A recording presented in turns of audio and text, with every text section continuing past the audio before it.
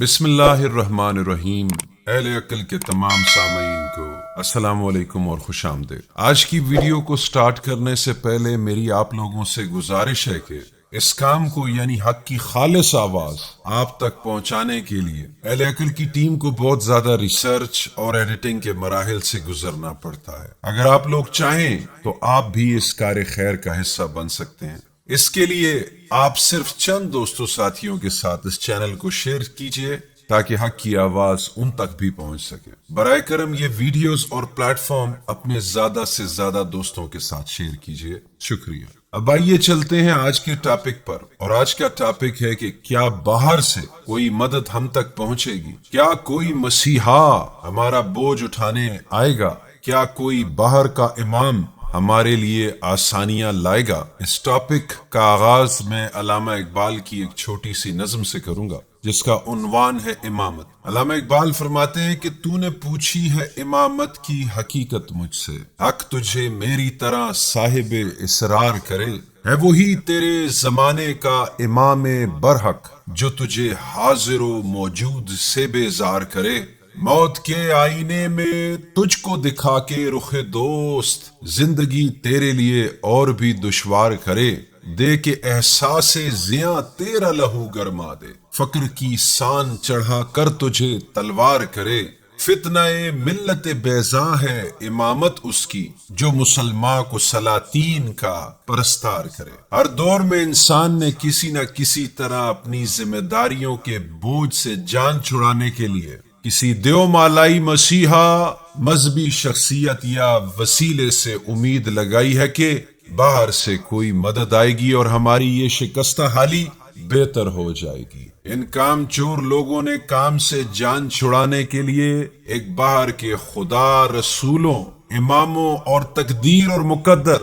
اپنے دوستوں، مذاہب، حکومتوں اور اپنی مایوسیوں کو ختم کروانے کے لیے ہمیشہ سے وسیلے کی امید رکھی ہے، مگر افسوس ہزاروں سال گزر جانے کے باوجود یہ مدد کبھی نہیں پہنچی۔ مگر آج بھی کام نہ کرنے والے یہ مورخ یہی امید لگائے بیٹھے ہیں۔ سماجی یا سوشل طور پر کسی پر انحصار میں کوئی ممانعت نہیں، لیکن اگر تاریخ اور ہمارا اپنا شعور یہ بہت کڑوی بات آشکار کرتا ہے کہ ہمیں بچانے ہرگز کوئی نہیں آئے گا۔ سکون، سلامتی اور خوشیاں نیلے آسمانوں سے نہیں برستی بلکہ خود پر بھروسے ہی کے ذریعے حاصل کی جا سکتی ہے۔ انسان کے اندر قدرت نے وہ صلاحیت ڈال رکھی ہے کہ اسے باہر سے کسی مسیحا، کسی بچانے یا نجات والے کی نہیں بلکہ اپنی بھرپور صلاحیتوں کو بروئے کار لا کر انسان خود ہی نہ صرف اپنی اصلاح کر سکتا ہے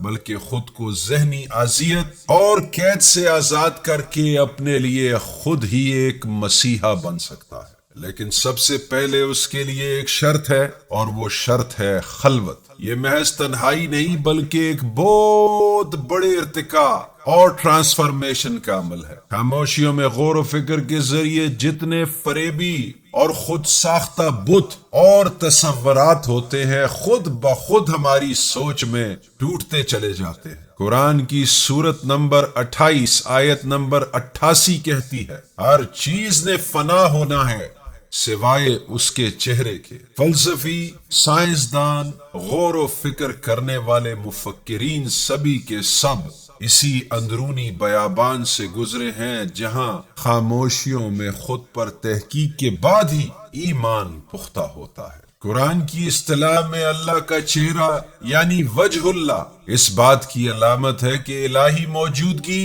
یا اس کا علم ہر جگہ موجود ہے۔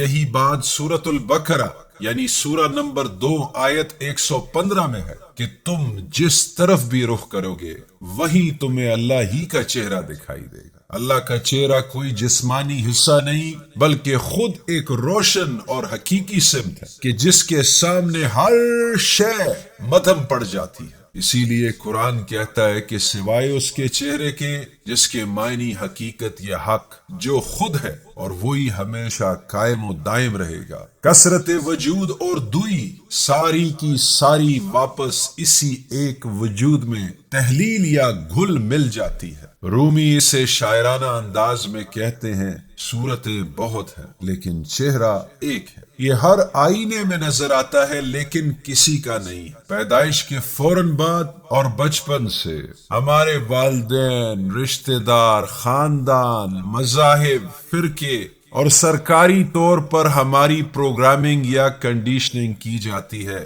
اور ہماری اصل فطرت سے ہمیں دور کرنے کا عمل شروع کر دیا جاتا ہے۔ ہمیں خود پر بھروسہ کرنے کے بجائے دیو مالائی جادوئی کہانیاں، الف لیلا کے قصوں میں الجھا دیا جاتا ہے، ہماری تانا سانی کی جاتی ہے اور ہمیں یہ یقین دلایا جاتا ہے کہ خدائی معجزے ہوں گے اور جہاں سے امید نہیں ہوگی وہاں سے ہی ظاہری مدد ہم تک پہنچے گی۔ ہمارے ذہن کو اس بات سے کرپٹ کیا جاتا ہے کہ کوئی مسیحا آئے گا جو ہماری زندگیوں کو آسان بنا دے گا، جو کہ ہمیں ہماری مشکلات اور پریشانیوں سے نجات کا وسیلہ ہوگا۔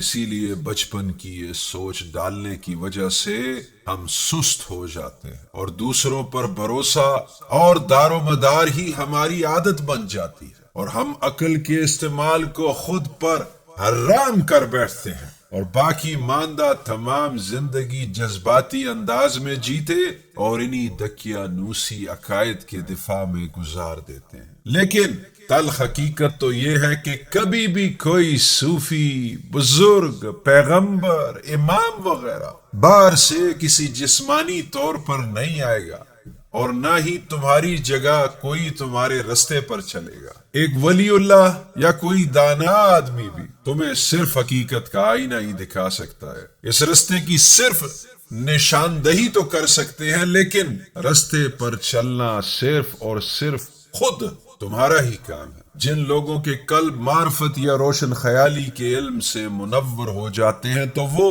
خود کو کبھی مسیحا نہیں کہتے، نہ ہی علم والا، اور نہ ہی ان کے اوپر کوئی لیبل رہتا ہے، وہ صرف اپنی اصلاح کے لیے جاگے ہوئے ہوتے ہیں۔ بائبل اور قرآن دونوں ہی اس بات پر زور دیتے ہیں کہ رب کی اصل مملکت تمہارے اندر ہی قائم ہے، اور قرآن سورۃ الانعام آیت نمبر 164 میں فرماتا ہے کہ کوئی بھی روح یا جان کسی دوسری جان کا بوجھ برداشت نہیں کر سکتی، یعنی اپنے ارتقاء کی خاطر ہر کسی کو خود ہی اپنے اندر کے طوفانوں سے گزرنا ہوگا، اپنا وہ سایہ جو کہ فریب ہے صرف اس سے جھگڑنا ہوگا، اپنے ہی اندر کے کافر اور مشرک کو قتل یعنی ایجوکیٹ کرنا ہوگا۔ نیلے آسمانوں سے بلیو بیم ٹیکنالوجی یا ہولوگرام کے ذریعے مستقبل قریب میں آسمانوں پر آپ کو مقدس شخصیات تو دھوکے سے دکھائی جا سکتی ہیں،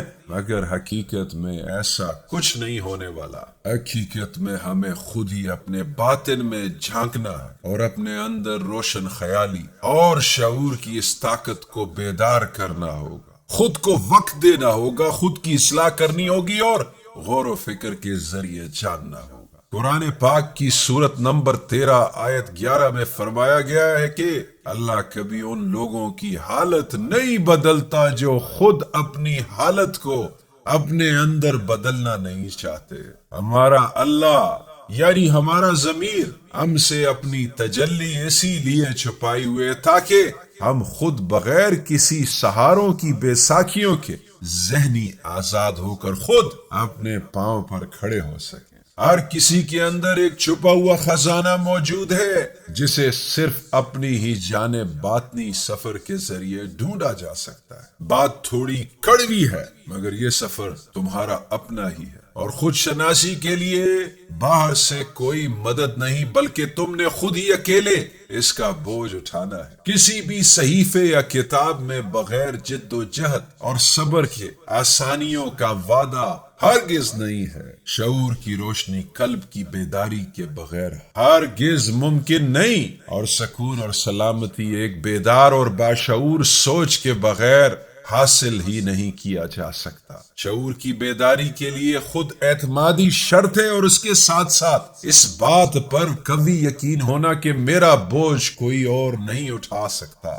نہ ہی کسی اور کی ذمہ داری ہے، بلکہ یہ بوجھ تو میں نے خود ہی اٹھانا ہے۔ ایک خود اعتماد اور خود مختار ذہن تنہائی سے گھبراتا نہیں، نہ ہی اپنی جان چھڑاتا ہے، بلکہ اسی تنہائی کے رستے اپنے ایک منفرد اور خوبصورت اندرونی سفر کا آغاز کرتا ہے۔ قدرت کبھی بھی ایسے شخص کو اکیلا نہیں چھوڑتی، بلکہ اس کی خود اعتمادی ہی کے ذریعے اسے آگے بڑھنا اور ارتقا کرنا سکھاتی ہے۔ خاموشی سے گھبراؤ مت، بلکہ اس کی اہمیت کو سمجھو۔ خاموشیوں میں لی گئی ہر باشعور سانس خود ایک ایسا سوال ہے جو کہ جواب کا منتظر ہے۔ اسی وجہ سے فلسفی اور روشن خیال لوگ اس مقام پر کھڑے ہوتے ہیں کہ جہاں تک پہنچنے سے اندھی تقلید اور بھیڑ چال چلنے والے گھبراتے ہیں۔ فطرتاً انسان آزاد ہے، اس کی فطرت میں غلامی ہرگز نہیں۔ کوئی دوسرا ہرگز اس کی کامیاب زندگی کے لیے فیصلہ نہیں کر سکتا، کوئی بھی اس کی سوچ کو کسی دائرے میں قید نہیں کر سکتا۔ اسی لیے انسان بہتے پانی کی طرح ہے جو کہ زندگی کے مختلف تجربات اور مشاہدات سے گزر کر ہی ان سے سیکھتا اور اپنی اصلاح کرتے ہوئے اپنی اصل تک پہنچنے کی خواہش رکھتا ہے۔ کبھی غور کیا ہے کہ کیوں رشتے ناتے ہونے کے باوجود بھی تنہائی اور ادھورا پن اپنی زندگیوں میں محسوس کرتے؟ اسی لیے باطنی بیداری ضروری ہے، اور یہ ہر انسان کا حق اور ذاتی معاملہ ہے۔ قرآن سیلف اکاؤنٹیبلٹی یا خود احتسابی پر زور دیتا ہے، اور قرآن کی سورت نمبر 59 آیت 18 میں فرمایا گیا ہے، اے ایمان والو اللہ سے ڈرو اور ہر شخص یہ دیکھے کہ اس نے کل کے لیے کیا آگے بھیجا ہے، اور اللہ سے ڈرو، یقین رکھو جو کچھ تم کرتے ہو اللہ اس سے پوری طرح باخبر ہے۔ اگلی سورہ نمبر 6 آیت 94 میں ہے، تمہیں ہماری طرف اکیلے ہی واپس لوٹنا ہے، جہاں سے ہم نے پہلی بار تمہارا ارتقا کیا تھا اور تم پیچھے رہ گئے اس سے جو نعمتیں ہم نے تمہیں بخشی تھی۔ اس آیت میں اکیلے آنے اور اکیلے ہی جانے کو واضح طور پر بتایا گیا ہے۔ یہ ساری شناختیں، یہ سارے لیبلز، یہ سب کے سب 3 ملی میٹر کی چمڑی کے ہیں۔ جب روح واپس لوٹتی ہے تو تمام لیبلز کو ہٹا کر جیسے وہ پہلے وجود کے دائرے سے نکلی تھی۔ یہاں پر قرآن کے لفظ فرادا کا مطلب تنہائی نہیں، بلکہ روح کا اپنی اصل سے ملاقات ہے۔ قرآن میں سورہ نمبر 2 آیت 156 میں ہے، ہم اسی کے لیے ہیں اور ہمیں اسی کی جانب واپس جانا ہے۔ منطقی طور پر انا للہ و انا الیہ راجعون بہت زیادہ گہری بات ہے، مگر افسوس قرآن کی اس گہری آیت کو اکثر لوگوں کی فوتگی پر ہی پڑھا جاتا ہے، حالانکہ یہ ایک حقیقت میں میٹا فزیکل ڈیکلریشن ہے۔ راجعون کا مطلب ایک بار نہیں، نہ ہی جسم کا مرنا، بلکہ ایک بیداری کے طلبگار شخص کی نفسیاتی سوچ کا تب تک مرنا ہے کہ جب تک یہ سوچ اپنے اصل مرکز یا فطرت تک نہ پہنچ جائے، اور یہی اصل میں اللہ سے ملاقات ہے۔ قرآن یاد دلاتا ہے کہ اللہ سے ملاقات یقینی ہے، اور یہ بات بتائی گئی ہے سورہ نمبر 84 آیت نمبر 6 میں، اے انسان تو اپنے رب کی طرف محنت کر رہا ہے، ایک محنت اور تو اس سے ملے گا۔ یہ ملاقات موت کے بعد کا واقعہ نہیں، بلکہ ہر لمحہ شعور کی بیداری میں ہوتی ہے۔ اللہ کی طرف سفر زمین یا آسمان پر نہیں، بلکہ انسان کے اپنے ہی باطن یا اندر کی جانب ہے۔ وہ مقدس جگہوں میں نہیں، بلکہ جاگے ہوئے ضمیر میں ملتا ہے۔ ضمیر سے ملاقات ہی دراصل اللہ سے ملاقات ہے، اور یہ سفر ہمیشہ کسی اور کا نہیں، یا کسی مسیحا، امام یا پیر کی ذمہ داری نہیں، بلکہ خود ہی اکیلا ہوتا ہے۔ جو اس ملاقات سے غافل رہتے ہیں اور اس ملاقات کا انکار کرتے ہیں، وہی لوگ نقصان اٹھاتے ہیں۔ قرآن کی سورت نمبر 6 آیت نمبر 31 کا ترجمہ ہے، یقیناً وہ لوگ خسارے میں رہے جنہوں نے اللہ کی ملاقات کو جھٹلایا، حتیٰ کہ جب قیامت ان پر اچانک آ جائے گی تو وہ کہیں گے ہائے افسوس اس کے بارے میں جو ہم نے کوتاہی کی اور وہ اپنے بوجھ اپنی پیٹھوں پر اٹھائے ہوئے ہوں گے۔ سن لو برا ہے جو بوجھ وہ اٹھائیں گے۔ اس آیت کے ترجمہ میں قیامت کے معنی کروڑوں سال بعد کی نہیں بلکہ اچانک سے بیداری کا لمحہ ہے۔ قرآن کی سورت نمبر 6 آیت نمبر 130 کا مفہوم ہے کہ جنوں اور انسانوں کے پاس رسول تو آئے لیکن دنیاوی زندگی نے انہیں دھوکے میں ڈال دیا۔ قرآنی فکر میں دراصل اللہ سے ملاقات اپنے اصلی نفس یا ضمیر سے ملاقات ہے۔ دل ایک آئینہ ہے جو لامحدود روشنی کو دکھاتا ہے، مگر انسان کرپٹ ہوا سے خمسہ پر اندھا دھند یقین کر کے ظاہری شور میں اپنی اصل کو بھول بیٹھا ہے۔ اللہ کسی مندر، کسی مسجد یا کسی سعودی عرب کے صحرا یا کسی نیلے ساتویں آسمان پر بیٹھا ہوا نہیں، بلکہ ہمارے ضمیر کی صورت ہمارے ہی اندر بستا ہے۔ اسی لیے سورت نمبر 50 آیت نمبر 16 میں فرمایا گیا ہے ہم اس کی شاہرگ سے بھی زیادہ قریب ہیں، مگر افسوس ہم پھر بھی اپنے ہی باطن میں اس شاہرگ کی قربت کو سمجھ ہی نہیں پائے، اور ظاہر میں کسی دیو مالائی تصوراتی خدا کو چپا چپا بغیر جانے ہوئے بس مانتے رہتے ہیں۔ ظاہری رسومات اور پوجا پاٹ، لباس، ہولیے، حجاب، جبے اور تسبیح کھڑکاتے رہتے ہیں اور دوسروں کے کفر اور اسلام کے پیمانوں پر کڑی نظر رکھتے ہیں۔ مرنے کے بعد کی جنت کی لالچ میں ہم اندھے ہو چکے ہیں، اور اسی خود فریبی کی وجہ سے ہم نے دین کو ایک مذاق اور ایک تماشا بنا ڈالا۔ قرآن فرماتا ہے سورت نمبر 10 آیت نمبر 7 کہ جو لوگ دین کو تماشا بنا لیتے ہیں ان کے بارے میں کہ جو لوگ دنیا کے اس فریب سے مطمئن ہیں وہ ایسے بھلا دیے جائیں گے کہ جیسے انہوں نے اپنی ملاقات کو بھلا دیا تھا۔ اسی لیے اللہ سے ملاقات دراصل اپنے اندر اپنے ضمیر کی پہچان کی ہے جو ہمارے احساس میں ہے، ہمارے ہی اندر خاموشیوں میں موجود ہمارا منتظر ہے۔ زندگی کا اکیلے سامنا سزا نہیں بلکہ اپنے ضمیر کی آواز کو سن کر اپنے اخلاق کی بلندی ہے، اپنی اصل فطرت کی جانب ایک ارتقائی عمل کا حصہ ہے، یعنی سفر شعور کو نکھارتا ہے۔ ہر انسان منفرد ہے، اسی لیے نہ کوئی مسیحا آ کر ہماری نجات کا وسیلہ بن سکتا ہے اور نہ ہی کوئی اور ہمارا فیصلہ کر سکتا ہے۔ اس کائنات میں جتنی روحیں ہیں ہر کسی کا اپنا اپنا اپنی اصل فطرت کی طرف لوٹنے کا سفر ہے، لہذا کوشش ہونی چاہیے کہ بیرونی مدد مسیحا اور وسیلے کی نہیں بلکہ خود پر بھروسہ کیا جائے، اپنی ذمہ داریوں کا بوجھ اٹھایا جائے، ایمانداری، حوصلہ اور غور و فکر کے ہر عمل سے باطن ہی میں اپنے قلب کی صفائی کی جائے اور اپنے ضمیر کی ہدایات کی روشنی میں اپنے کردار کو بلند کیا جائے۔ یاد رکھو اگر تم اپنے ضمیر کی آواز کی قدر کرو گے تو تب ہی تمہارا ضمیر یعنی تمہارا رب تمہارا مقدر ہوگا۔ قرآن فرماتا ہے سورت نمبر 53 آیت 39 کے مفہوم میں، اور انسان کے لیے وہی ہے جس کی وہ کوشش کرتا ہے۔ کائنات اس عظیم کوشش کی قدر کرتی ہے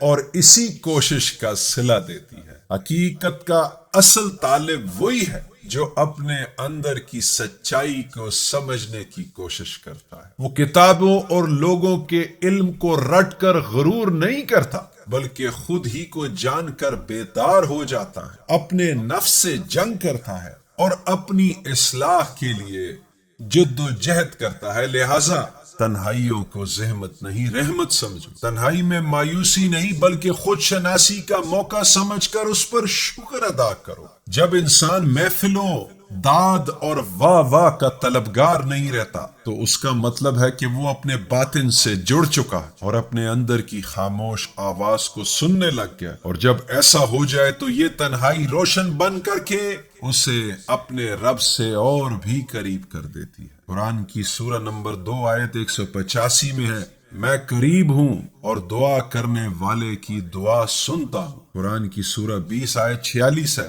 ڈر مت، میں تمہارے ساتھ ہوں، سنتا اور دیکھتا ہوں۔ آخر میں ایک پختہ سوچ کا مالک انسان باہر سے کسی بھی مدد کی بھیک کا طلبگار نہیں ہوتا، بلکہ خود پر بھروسہ کرتا اور اپنے کاموں کی خود ذمہ واری کو اٹھاتا ہے۔ وہ اچھے سے جانتا ہے کہ اس کی خوشیاں اور دکھ کا دار و مدار اس کے دیکھنے کے نظریے پر ہے۔ حقیقی آزادی اور نجات زندگی میں آنے والی تکالیف سے نہیں، بلکہ بے بسی کے خود ساختہ فریب سے ہے۔ خود شناسی اور اپنی ذمہ داری کا بوجھ خود ہی اٹھانا ہے، اور یہی عزت نفس کی اعلیٰ ترین قسم ہے۔ یہ وہ لمحہ ہے جب انسان مقدر کے دروازے پر بھیک کا کشکول توڑ کر خود اسرار خودی کے سفر میں شرکت کرتا ہے۔ خود پر بھروسہ کرنے والا انسان کبھی متکبر نہیں، بلکہ شعور و آگاہی کی دولت سے مالا مال ہوتا ہے۔ وہ خدائی حقیقت کا انکاری نہیں، بلکہ بغیر کسی وسیلے اور سہارے کے ضمیر کی ہدایات پر چلتا ہے۔ کوئی مسیحا یا نجات دہندہ آنے والا نہیں، کیونکہ اپنے ضمیر سے بڑا مسیحا، حاجت رواں اور حاضر معجزہ اور کیا ہو سکتا ہے، جو کہ خود ہر کسی کے اندر موجود اور اس کے اعلی شعور میں جگمگانے کا منتظر ہے۔ اپنی بے چینیوں، تکالیف اور پریشانیوں سے نجات کا رستہ کہیں باہر نہیں، بلکہ اپنے ہی اندر سے اپنے خود کی ہی اصلاح میں پنہاں اور پوشیدہ۔ انسان اچھے سے جانتا ہے کہ مایوسیاں تو محض اپنی اندرونی طاقت سے ناآشنائی اور لا علمی ہے، اور اس کی تنہائی صرف ایک ایسا پردہ ہے جو اس کے اور اس کے رب کے درمیان حائل ہے۔ خود شناسی کا احساس ایک بہت خوبصورت ارتقاء میں شامل ہوتا ہے۔ اس کے معنی آزادی کا تاج سر پر پہننا ہے۔ یہ آزادی کو اس کی پوری قیمت چکانے اور اس کے اندر چھپے رازوں کو دل سے قبول کرنا ہے، جیسا کہ ایک حدیث یا کہاوت میں ہے کہ من عرف نفسہ فقد عرف ربہ، کہ جس نے خود کو پہچانا، جس نے اپنی نفسیات کو پہچانا، تو اس نے اپنے رب کو پہچانا۔ یعنی خود آگاہی ہی خدا آگاہی ہے، یعنی قرآن کا یہی مرکزی پیغام ہے۔